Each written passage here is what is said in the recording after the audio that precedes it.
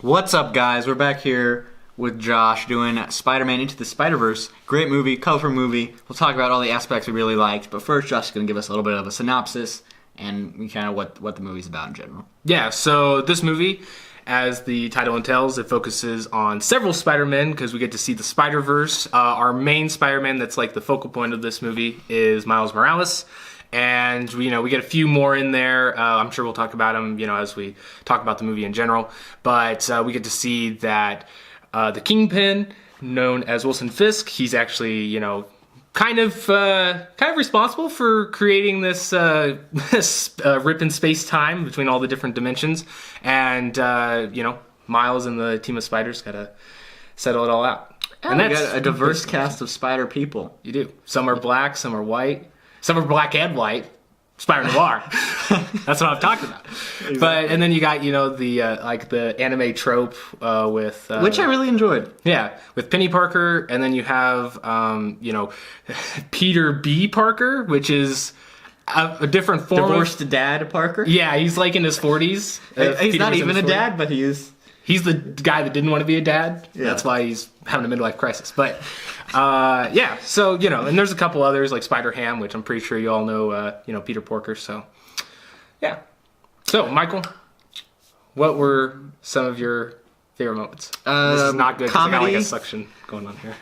Comedy was great in this movie. Because you have so many different spider people, you have each character has their own kind of comedic moments. Miles Morales, I think his character, the script written around him, he has a very emotional story. Mm-hmm. His backstory, although obviously it's not going to be entirely original because all these spider people are connected by a certain loss in their life. Yeah. But overall, I think his backstory was probably the most interesting out of all the ones obviously we didn't go into full detail with them, but of the ones we've seen, it was the most interesting. It's almost a coming-of-age story for him specifically, as he, throughout the movie, gets his powers and has to figure out what it means to be Spider-Man. Yeah, and I think the comedy is something that it's like really good, but it's not like too heavy. Like there's obviously, it's a cartoon, so they play off of that, especially like when they're swinging around or like fighting or whatever. But there's actually a lot of like, I don't want to say like grown up or like real moments, but there is like more serious moments, I guess. You got, like Michael said, the focus on loss, and then like what it means to like grow into your own and become yourself and like this newfound role. And so there's a lot of those beats that I think it really like adds up to like another Spider-Man movie you might see, but I think they bounce it a lot better than some of the other ones in recent memory. Yeah, and besides just the plot, which I really like the plot and the story, there's several surprises. There's some villains, some of which that are Miles Morales specific, and some of which are variations of classic Spider-Man villains. And there's actually some. I tried to stay away from a lot of the trailers, so I only saw like the first one. So it actually really surprised me on how many villains and the choice of villains that they had in the movie throughout. There was, I think, 3 or 4 that I was like, oh, I didn't expect them in here. That's cool. And, like Michael said, there's different, Miles Morales universe or dimension specific. So those are cool to see because I'm not huge in knowledge of everything specific. It's actually good if you don't know his backstory because I think it brings a lot to the movie if you don't have a significant background. Yeah, because it brings a little bit of surprise, and then it's also like a breath of fresh air. I also love how they play on like the old Spider-Man incarnations, especially like with movies and stuff.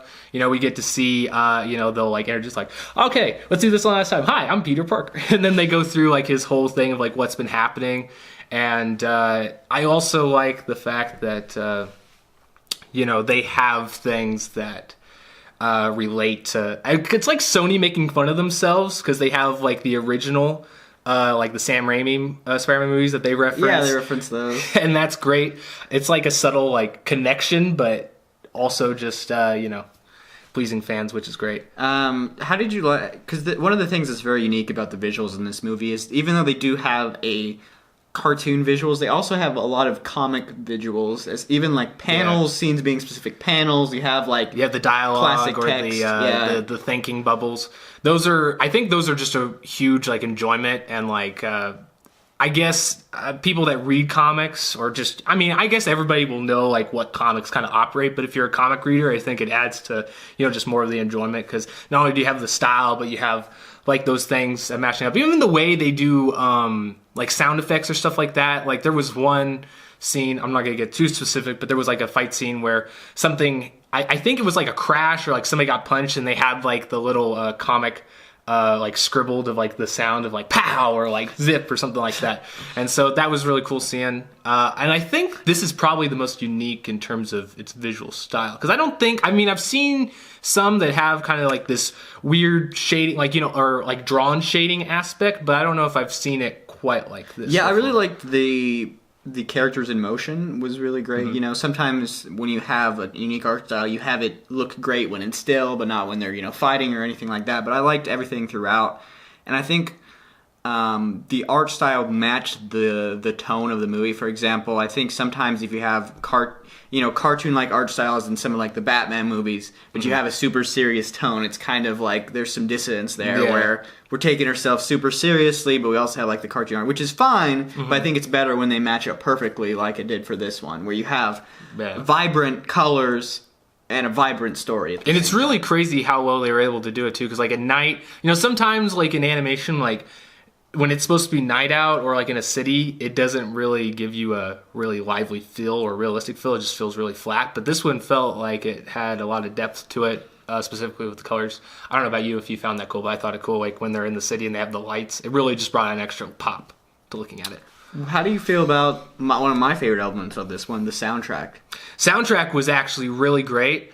I think this is, and at least in recent memory of like Marvel-related movies, this is one of my favorite soundtracks. I mean, you have the Guardians of the Galaxy and other movies that are really good. But I think this one is unique because I was happy listening to all the songs. All of them were bangers. And they brought Biggie Smalls into here. And I was like, I can't believe you've done that. I love that. I even love how they open like the first song that you hear with it's like Miles like kind of like singing along to it. And I mean, it makes you feel like it's more in the moment. So I like whenever they do that. I also love like like there's subtle details and like storytelling, like when Miles, because you get to see like Miles get bit and him kind of contract his powers. It's not much of a spoiler, it's gonna happen, but and it's like I love how they like show that like, or like really subtly how they show like his body has changed, with it being like, oh, like he's like, oh, my pants shrank, or like he's like sweating, or like you notice that he can't like unstick the things. I mean, that the sticking part's like more in your face, but the other things are more subtle, and I just like how they play that. But even his voice, did you notice his voice gets deeper? A little bit, yeah. So I like that. His fake voice at the end is pretty great. That's not a spoiler, but yeah, the only thing in regards to music that I didn't find perfect is sometimes I wish the songs dragged on a little bit longer. Yeah, because there were sometimes they kind of, but I understand like where they're going, and I think that the music was well integrated into the movie. The also the other like sound, I don't know if I always get on how you want to word these, but like the instrumental type music that they play, there's like one the score, in general. That was actually really well done too. There's some that like for the action. I thought it did really good of like keeping it upbeat and just being like, oh man. And then like when you got to see some like, I don't want to say like danger alert, but it's kind of like that. We got to see a little bit of that. I like how it played in, even though it's maybe more of like a trope, but I still. How did you like the expression of Miles' powers? Like I said, I don't know too much of like Miles in the comics, so I'm not sure how accurate that is, but I would assume, judging by like how good the rest of the quality is and just some of the things I do know, I think it was, just keep in mind, people outside looking here, but I think it was pretty accurate. I liked seeing the variation, because it's like, I think a lot of people going into this be like, oh, what's the difference between Miles and Peter? I mean, obviously, besides like their suits are different colors, you know what I'm saying? But like, so I like that they add different things. Like, yes, he does swing, and like, yeah, he does like represent like a spider, in terms of like probably strength and whatnot. But like, I like how they add like other elements that really let him like stand out, not just in character, but just in like his abilities. Well, and I think or his range. Sometimes in the Spider-Man movies, you get the feeling that they're invincible. as far as like their fighting style. I mean, I don't want to reference one movie specifically, but when they're just starting out, like, wow, he's like really strong for being Spider-Man for 5 seconds. But I felt like in this one, he had to struggle all the way throughout, and he never really felt like, oh, he's a veteran. Nah, he's just, he's doing what he can to help people. Yeah, there is, like, probably the last fight scene, it seems a little soon, but I like how you only see it at the end. So I think that's what represents that really well. But, I guess getting on to, is there any things in particular that you liked in terms of, like, was there certain characters that you liked that really stood out to you, or was there, like, specific aspects and moments? So there's a lot of that, but I'll just cover one here. I really liked Nicolas Cage is kind of hit or miss when it comes to a lot of movies that he's in. The Vampire's Kiss. We'll review that someday. Classic addiction, Vampire's Kiss. No, but, there's a lot of variation in his work, but I think this role for him was perfect. I think he really sold it without being like... Sometimes Nicolas Cage can be a little much, but I think because we didn't see his crazy expressions maybe, or maybe he didn't, he wasn't crazy enough when he was filming that. I think it really went well, and I thoroughly enjoyed every time he talked. Yeah. Noir had a role. To be honest, I feel like all the people that he got did a phenomenal job. None of them felt really out of place or that they didn't fit that specific one. I think the one that maybe stood out for me the most, and that's maybe just because, I'm more of a classic guy. I like the original stuff, so I like seeing, Peter. But I like when they change Peter's story a little bit. Primarily, I like the stories where he's older. And so seeing it that they, went that route, but they, like, extremed it to where...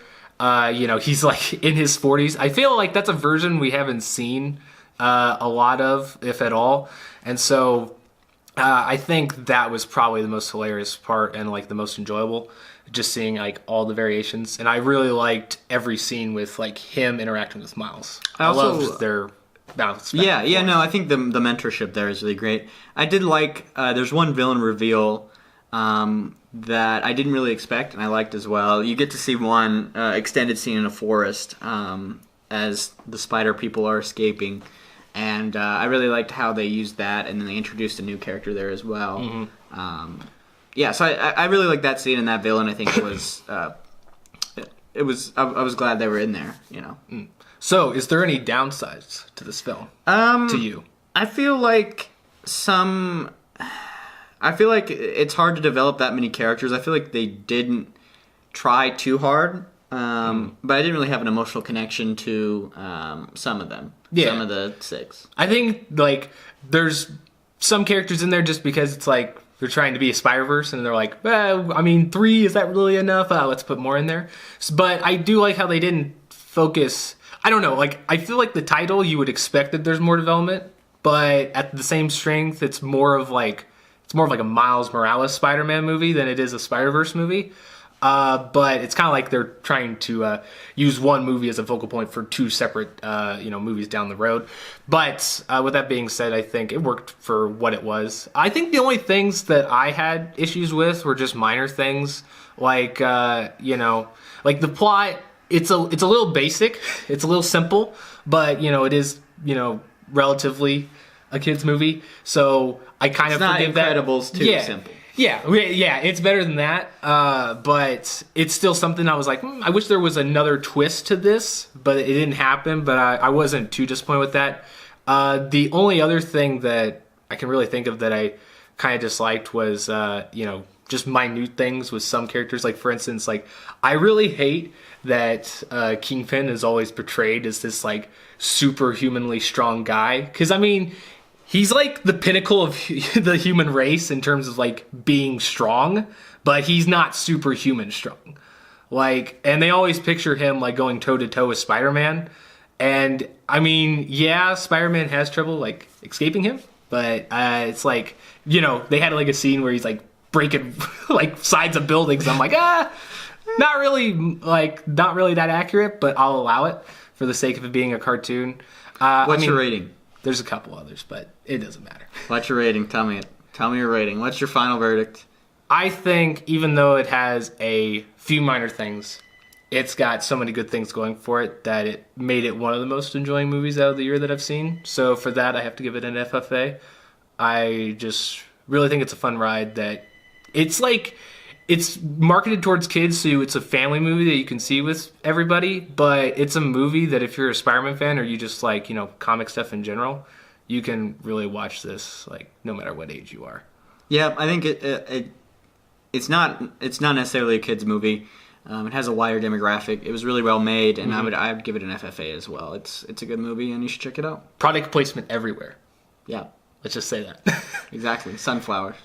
Sony. Speaking of which, no, I'm just kidding. We don't have anything. Sony. Speaking of which, Mountain Dew. But anyway, guys, that'll do it for this episode of. This is just a review. It's just a review. Yeah, this is a review episode, and. We enjoyed the movie. You should go check it out. It's actually gotten really good reviews on Rotten Tomatoes, so... Yep. I will just say one thing in closing.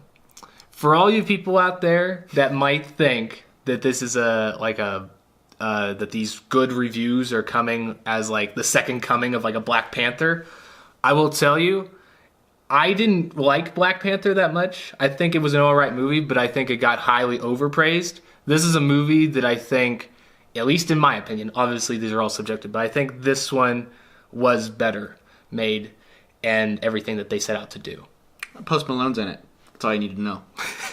All right, that factored into all of his rating. Yeah, exactly. Post Malone, song and appearance, salt. Salt, exactly. Well, all right, guys. Later, Addicts. Peace. Peace.